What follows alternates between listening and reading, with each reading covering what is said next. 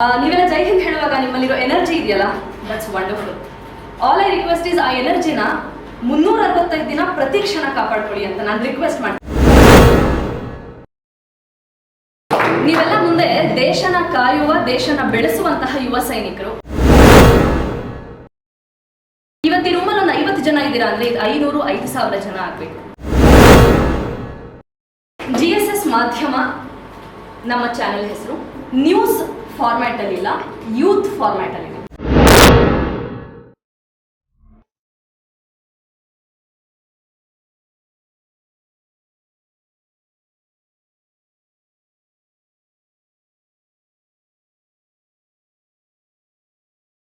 Journey ಯಾವಾಗ ಶುರುವಾಯಿತು ಅಂದ್ರೆ ಅದರಿಂದ ಶುರು ಮಾಡಿಸಿ. ಜೈ ಹಿಂದ್. ನಾನು ಶ್ರೀಧರ್, ಸೈನಿಕ ಅಕಾಡೆಮಿ ಸಂಸ್ಥಾಪಕ.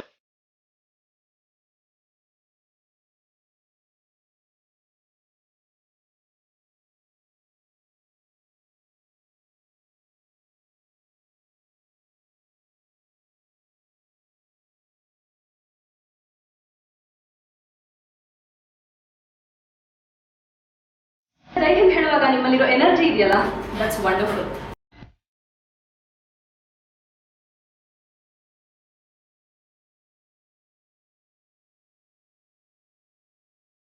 ಇದೆ ಅಂತ ಚಾನಲ್ಗಳು ನಮ್ಮ ಹತ್ರ ಬರ್ತಾ ಇದೆ.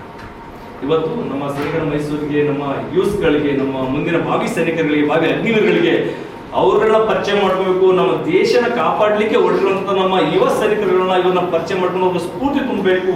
ಇಂಥ ಮಕ್ಕಳನ್ನ ಬೆನ್ನೆಲುಬಾಗಿ ನಾನು ನಿಂತ್ಕೋಬೇಕು ಅನ್ನೋ ಒಂದು ವಿಚಾರನ ಹಮ್ಮಿಕೊಂಡು ನಮ್ಮ ಸ್ಯಾಮ್ ಬಂದಿರುವಂತ GSS ಚಾನಲ್ ತಂಡಕ್ಕೆ ನಮ್ಮ ಸ್ಯಾಮ್ ಸೈನಿಕರ ಮೈಸೂರು ವತಿಯಿಂದ ರೂಪವಾಗಿ ಸ್ವಾಗತಿಸ್ತೀನಿ. ಜೈ ಹಿಂದ್. ನಿಮ್ಗದು ರೆಗ್ಯುಲರು, ನನಗೆ ತುಂಬಾ ಅಸಾಮಾನ್ಯ, ಬಟ್ ಇವತ್ತು ಖುಷಿ ಆಯ್ತು. ನೀವೆಲ್ಲ ಜೈ ಹಿಂದ್ ಹೇಳುವಾಗ ನಿಮ್ಮಲ್ಲಿರೋ ಎನರ್ಜಿ ಇದೆಯಲ್ಲ, that's wonderful. All I request is ಆ ಎನರ್ಜಿನ 365 ದಿನ ಪ್ರತಿ ಕ್ಷಣ ಕಾಪಾಡ್ಕೊಳ್ಳಿ ಅಂತ ನಾನು ರಿಕ್ವೆಸ್ಟ್ ಮಾಡ್ತೀನಿ. ಯಾಕೆಂದ್ರೆ ನೀವೆಲ್ಲ ಮುಂದೆ ದೇಶನ ಕಾಯುವ, ದೇಶನ ಬೆಳೆಸುವಂತಹ ಯುವ ಸೈನಿಕರು. ಹಾಗಾಗಿ ನಿಮ್ಮಲ್ಲಿ ಎನರ್ಜಿ ಇದ್ರೆ ಆ ಎನರ್ಜಿಯ ವೈಬ್ರೇಷನ್ ಅಂತ ಹೇಳ್ತೀವಿ, ಎಲ್ಲ ಕಡೆ ಹರಡುತ್ತೆ, ಸ್ಪ್ರೆಡ್ ಆಗುತ್ತೆ. ಇವತ್ತಿ ರೂಮಲ್ಲಿ ಒಂದು 50 ಜನ ಇದ್ದೀರಾ ಅಂದ್ರೆ ಇದು 5,000 ಜನ ಆಗ್ಬೇಕು. ಹಾಗೆ ನೀವು ಆ ವೈಬ್ರೇಷನ್ ಕ್ರಿಯೇಟ್ ಮಾಡಿ ಅಂತ GSS ಮಾಧ್ಯಮ ನಮ್ಮ ಚಾನೆಲ್ ಹೆಸರು.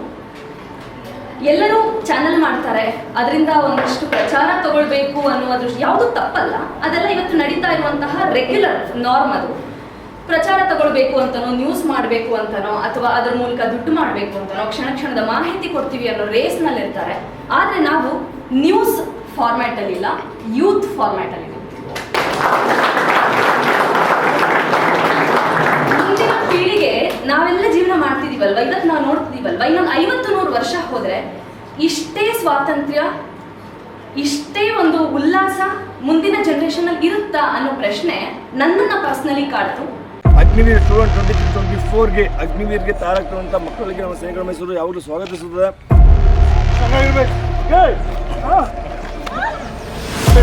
ಎಷ್ಟಿಂದ ಗಡಿ ಇರ್ತೀರ, 40 ಗಡಿ ಇರ್ತೀರ, ಅಲ್ಲಿ ಏನಾಗ್ತೀರಾ, ಚೆನ್ನಾಗಿರ್ತೀರ, ಹಿಂಗಿರ್ಬೇಕು. ನೋಡಿದಿರಲ್ಲ ಅದ್ರಂದ್ರೆ ಏನಾಗುತ್ತಾ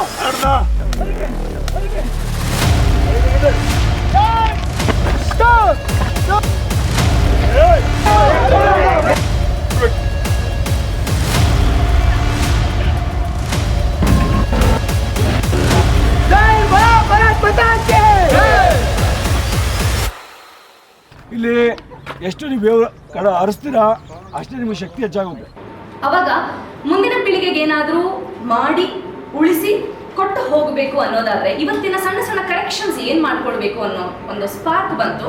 ಆಗ ನನಗನ್ಸಿದ್ದು ಆರ್ಗ್ಯಾನಿಕ್ ಲಿವಿಂಗ್, ಆರ್ಗ್ಯಾನಿಕ್ ಫಾರ್ಮಿಂಗ್, ನಮ್ಮ ಮಣ್ಣನ್ನು ಬೆಳೆಸೋದು, ನಮ್ಮ ಕಲ್ಚರನ್ನು ಬೆಳೆಸೋದು, ನಮ್ಮ ಆರ್ಮಿಗೆ ತಯಾರಾಗುವಂತಹ ಯೂತ್ ಇವತ್ತೇನು ಟೆಕ್ನಾಲಜಿನಲ್ಲಿ ಅಥವಾ ಮೋಜು ಮಸ್ತಿನಲ್ಲಿ ಕಳೆದು ಹೋಗ್ತಾ ಇದ್ದಾರೆ, ಅವರನ್ನ ಒಂದು ಸರಿಯಾದ ದಾರಿಗೆ ತಗೊಂಡ್ಬರ್ಬೇಕು ಅಂದ್ರೆ ಏನೇನು ಅಂಶಗಳು ಬೇಕು ಅಂತ ಯೋಚನೆ ಮಾಡಿ ಆ ಸಬ್ಜೆಕ್ಟ್ಗಳನ್ನ ಆಯ್ಕೆ ಮಾಡಿಕೊಂಡು ಆ ಸಬ್ಜೆಕ್ಟ್ಗಳ ಎಕ್ಸ್ಪರ್ಟೀಸ್ನ ಕರೆಸಿ, ಸರ್ ಥರ ಎಕ್ಸ್ಪರ್ಟೀಸ್ನ ಕರೆಸಿ ಆ ಸಬ್ಜೆಕ್ಟ್ಗಳ ಬಗ್ಗೆ ವಿಶ್ಲೇಷಣೆಯನ್ನು ಕೊಡುವಂತಹ ಪ್ರಯತ್ನ ಮಾಡ್ತಾ ಇದ್ದೀವಿ. ಸೊ ಇವತ್ತು ಸ್ಯಾಮ್ ಅಂದ್ರೆ ಇಂಡೈರೆಕ್ಟ್ಲಿ ಆರ್ ಡೈರೆಕ್ಟ್ಲಿ ಸರ್ ನಮ್ಮ ಜೊತೆಗೆ ಕೈ ಜೋಡಿಸಿರೋದು ನಿಜವಾಗಲೂ ನಮ್ಮ ಅದೃಷ್ಟ ಅಂತ ಹೇಳ್ಬೇಕು. ಯಾಕಂದ್ರೆ ಅವ್ರು ಮಾತಾಡುವಾಗ, ಅವರ ಸ್ಟೋರಿ ಕೇಳುವಾಗ, ಅವರ ಎಕ್ಸ್ಪೀರಿಯನ್ಸ್ನ ಕೇಳುವಾಗ ನೀವೆಲ್ಲರೂ ನಿಜವಾದ ಸರಿಯಾದ ಅಕಾಡೆಮಿಯಲ್ಲಿ ಇದ್ದೀರಾ ಅಂತ ನನಗೆ ತುಂಬಾ ಬಲವಾಗಿ right person, perfect guidance, so ದಯವಿಟ್ಟು ನಿಮ್ಮ ಈ ಯೂತ್ ಅನ್ನ ನೀವು ಸ್ಯಾಕ್ರಿಫೈಸ್ ಮಾಡ್ತಾ ಇದ್ದೀರಾ ದೇಶಕ್ಕಾಗಿ. ನಿಮ್ಮ ಒಂದು ಏಜ್, ಪ್ರೈಮ್ ಏಜ್ ಅಂತ ಏನ್ ಹೇಳ್ತೀವಿ, ನೀವೆಲ್ಲ ಗಟ್ಟಿ ಮನಸ್ಸು ಮಾಡಿ ಒಂದು ಪ್ರಮಾಣ ಮಾಡಿಕೊಂಡು ದೇಶಕ್ಕೋಸ್ಕರ ಅಂತ ಬಂದಿದ್ದೀರಲ್ಲ, ಯಾವುದೇ ಸಂದರ್ಭದಲ್ಲೂ ಅದನ್ನ ಚೂರು ಕೂಡ ಕೆಳಗೆ ಬರ್ದೇ ಇರೋ ಹಾಗೆ ನೋಡ್ಕೊಳ್ಳಿ. ನಿಮ್ಮ ತರ ಇನ್ನೊಂದಷ್ಟು ದೊಡ್ಡ ಆರ್ಮಿಯನ್ನ ನಾವು ಊರು ತುಂಬಾ ತಯಾರು ಮಾಡೋಣ ಅಂತ ನಾನು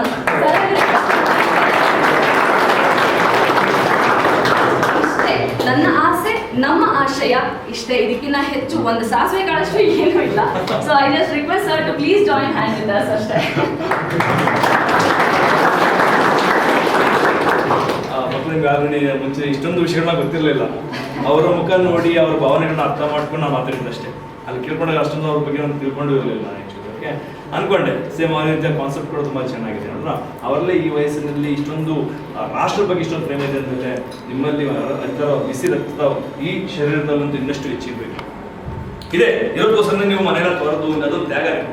ಮನೆಯನ್ನ ತೊಗೊಂಡು ಬಂದಿದ್ದೀರಾ, ನಿಮ್ಮ ಕುಟುಂಬನ ತೊಗೊಂಡು ಬಂದಿದ್ದೀರಾ, ನಿಮ್ಮ ಸ್ನೇಹಿತರ ಬಾಂಧವ್ಯಗಳನ್ನ ತೊಗೊಂಡು ಬಂದಿದ್ದೀರಾ. ಅದು ಏನಕ್ಕೆ ಬಂದಿದ್ದೀರಾ? ಏನಕ್ಕೆ ಬಂದಿದ್ದೀರಾ? ಏನಕ್ಕೆ